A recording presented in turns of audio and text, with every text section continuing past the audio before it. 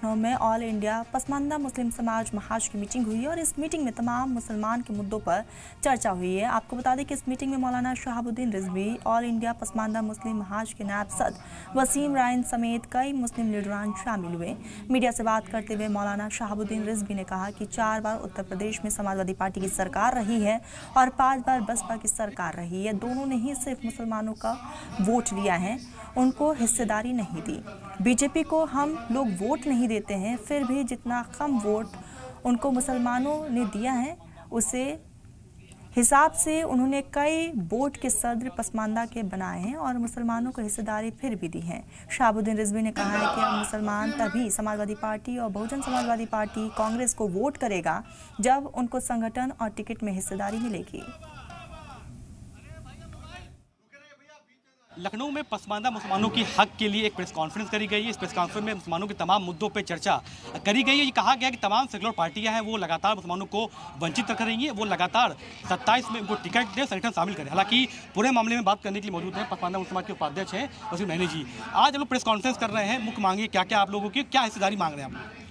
देखिए, हम लोग पसमानदा मुसलमानों का संगठन हमारा 98 से चल रहा है और हम लोग बराबर जो है पसमानदा मुसलमानों पे काम कर रहे हैं। लेकिन जो तथाकथित सेकुलर पार्टियां हैं जो अब तक अपने को सेकुलर बता के पसमानदा मुसलमान का वोट लेती रही हैं, लेकिन हिस्सेदारी के नाम पे जीरो रखा है। चाहे टिकट बंटवारा हो या संगठन में हो या राज्यसभा में हो या विधान परिषद में, इन लोगों ने हमें दिया कुछ नहीं, सिर्फ हमें वोट बैंक बना के रखा है।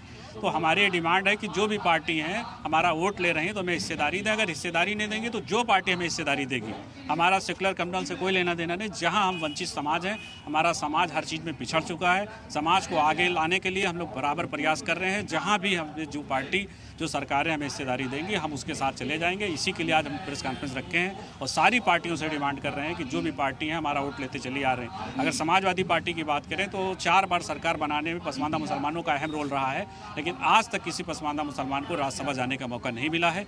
और ये बहुत बड़ी बात है क्योंकि उनका जो 8% यादव है और 16% पसमानदा मुसलमान है। हम उनसे दुगना वोट उनको करते हैं, उसके बाद भी हमें राज्यसभा जाने का नहीं, जबकि 36 यादव जा चुके हैं। तो जो नाइंसाफ़ी समाजवादी पार्टी हम लोग के साथ की है, ये 27 के चुनाव में हम लोग इनकलाब लाएंगे। जो पार्टी अगर हमें हिस्सेदारी नहीं देगी तो हम इनकलाब ला के रहेंगे हर हाल में।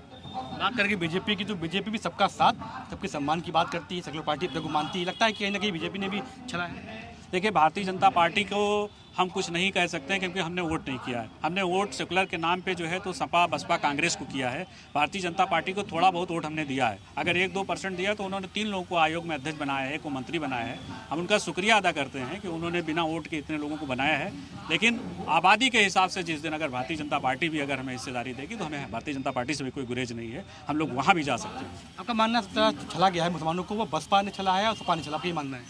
जो पार्टी अपने को सेकुलर कह रहे हो, तथाकथित सेकुलर हैं, चाहे सपा हो, बसपा हो, कांग्रेस हो, आरजेडी हो, ये सब पार्टियां जो हैं अपने आप को सेकुलर बता के मुसलमानों का सिर्फ इस्तेमाल करती चली है। आज तक हमें कोई हिस्सेदारी के नाम पे बिल्कुल पीछे रखा गया। इसमें अगर टिकट नहीं दिया गया संगठन शामिल, तो क्या आप लोग का रहेगा टिकट, वोट कहाँ जाएगा, क्या रमराम रहेगा? देखिए, हमेशा समाजवादी पार्टी की अगर आप बात करेंगे तो 15% जो हमारे वहाँ का अशराफ वर्ग है, ब्राह्मण वर्ग है, हमेशा उन लोगों को उन्होंने टिकट दिया। जो 85% हमारी आबादी हमको पीछे रखा गया। अगर इस तरह का रवैया अगर समाजवादी पार्टी का रहेगा तो समाजवादी पार्टी को हम सबक सिखाने का काम करेंगे। इसमें लगता है वफ़ की बात करें, 3 तलाक की बात करें, मुद्दों की बात करें, बीजेपी लगातार मुसलमान कर रही है, मगर जो पार्टी सेकुलर है वो आवाज़ उठाती नहीं इस मामले में। देखिए, हमारी आवाज़ तो कोई नहीं उठाता है। अखिलेश यादव ने तो साफ साफ कह दिया है कि मुसलमानों के लिए हम कोई रोड पे नहीं आएंगे, कोई आवाज़ नहीं उठाएंगे।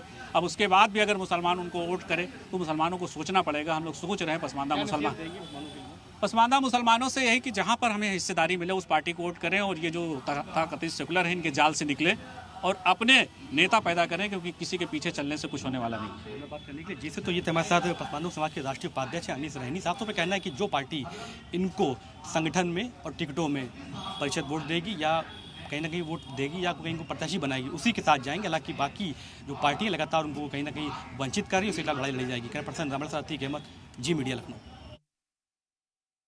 लखनऊ में पसमानदा मुस्लिम समाज अपनी हिस्सेदारी की बात कर रहा है। जितनी भी सेकुलर पार्टियां हैं उनसे टिकटों की संगठन में अपनी बात कर रहा है। हालांकि और क्या क्या चर्चा रहेंगी, इसे बात करने के लिए मौजूद है हमारे साथ शहाबुद्दीन रिजवी साहब हैं। शहाबुद्दीन जी, आप लोग आज प्रेस कॉन्फ्रेंस कर रहे हैं, मीटिंग कर रहे हैं, मुसलमानों की किन हिस्सों की बात करो, क्या मांग आप लोग की? मुस्लिम पसमानदा महाज ने आज एक एजेंडा जारी किया है और उस एजेंडे में साफ साफ कहा गया है कि आबादी के तनासुब के हिसाब से हमें विधानसभा में और लोकसभा में टिकट दिए जाएं। तमाम पॉलिटिकल पार्टियों से हमने मांग की है कि वो टिकट दे आबादी के हिसाब से। और अब तक होता ये रहा है कि पॉलिटिकल पार्टियों ने पसमानदा लोगों को पीछे ढकेला, तालीमी मैदान में पीछे चले गए, सियासत में पीछे चले गए, इसी वजह से तिजारत और माशियात इक़्तिसादियात के मामलात में भी पीछे चले गए। मगर अब ये बर्दाश्त नहीं किया जाएगा और पसमानदा लोग जो है बेदार हो गए हैं। उन्होंने इन तमाम चीज़ों को, पॉलिटिकल पार्टियों की साजिश को खूब समझ लिया है कि किस तरीके से ये हमें पीछे ढकेल रहे थे। मगर अब 2027 में पसमानदा लोग जो हैं इतनी ताकत और क़ुव्वत से उभरेंगे कि वो इस 2027 में इनकलाब लाएंगे और तमाम पॉलिटिकल पार्टियों को उनकी हैसियत बता देंगे। चूँकि हर विधानसभा में 25 से 30 हज़ार की आबादी सिर्फ पसमानदा लोगों की है और ये एक तरफा जिस तरह भी पोल होगा, जिस तरह पोल हो जाएगा उधर इनकलाब आ जाएगा। बात करें यूपी की राजनीति की, सबसे ज़्यादा सरकार यहाँ पर बसपा की रही, सपा की रही, बीजेपी की चल रही है। मेन किसको मानते हैं कि मुसलमानों को पीछे रखा गया किस सरकार में? यहाँ पर सबसे ज़्यादा मुसलमानों को पीछे रखने में समाजवादी पार्टी का अहम किरदार रहा है। समाजवादी पार्टी ने मुसलमानों को और उसमें जो पसमानदा तबका है उसको बहुत पीछे रखा, नुमाइंदगी नहीं दी, टिकट नहीं दिए और उन्होंने जो आला तबके के लोग हैं उनको ही टिकट दिया और पसमानदा लोगों को पीछे ढकेल दिया उन्होंने। चूँकि ये बेदार नहीं थे मगर अब बेदार हो गए हैं, इसलिए अब ये नहीं हो सकता, अब ये तमाम चीज़ें बर्दाश्त नहीं हो सकती। अगर पसमानदा लोगों को पीछे ढकेलने में किसी पार्टी का अहम रूल है तो वो समाजवादी पार्टी है। समाजवादी पार्टी पसमानदा लोगों की तरक्की में बाधा रही है और उसने जो है वो तालीमी मैदान में पीछे रखा, आर्थिक में, सियासत में, बोर्डों और निगमों के चेयरमैन जो बनाए वो पसमानदा को नज़रअंदाज करके बनाया। वोट तो लेते रहे, लोग लुभावने वादे तो करते रहे मगर ताकत देने की जब बात आई तो उन्होंने पीछे ढकेल दिया।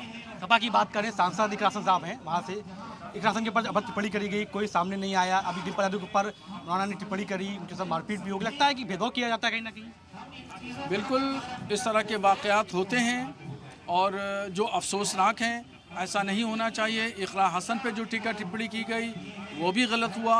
मौलाना साजिद रशीदी पे जो हमला किया गया वो भी गलत है। हम इन तमाम वाक़यात और घटनाओं की निंदा करते हैं। ये गुंडागर्दी, बदमाशी, ये जो है समाज के लिए, देश के लिए अच्छी बात नहीं है।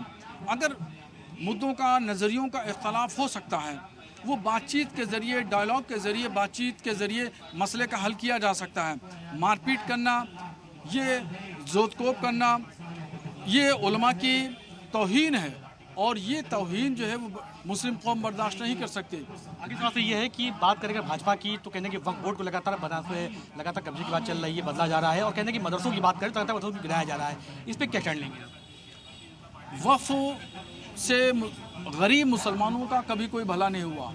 वक्फ की ज़मीनों पर जो लोग भी काबिज़ हैं या वक्फ बोर्ड में जो लोग भी चेयरमैन रहे, मेंबर रहे, संबंधित अधिकारी, ये एक रैकेट है और ये करप्शन का रैकेट है। ये लोग जो है करोड़ों की ज़मीनों को रेवड़ियों के भाव बेच देते थे और उस पर कभी इन्होंने ना हॉस्पिटल नहीं बनाया, स्कूल नहीं बनाया, कॉलेज नहीं बनाया, कभी गरीब, कमज़ोर, लाचार, यतीम, बेवा लोगों की मदद नहीं की। तो वक्फ संशोधन बिल के सिलसिले में जो गवर्नमेंट एक एक्ट लाई है वो बिल्कुल दुरुस्त है और सही है, वो लागू होना चाहिए। बात करने के लिए जिसे तो ये थे हमारे साथ मौलाना साउदी रिजवी साहब हैं। साथों पे कहना है कि पसमानदा मुसलमानों को कहीं ना कहीं सभी पार्टियों ने छला है और उनकी हक की बात की जा रही है। अगर हक नहीं दिया जाएगा तो ये पार्टी आगे भी लड़ाई जारी रखेगी। कैमरा पर्सन हमारा साथी कैमर जी मीडिया।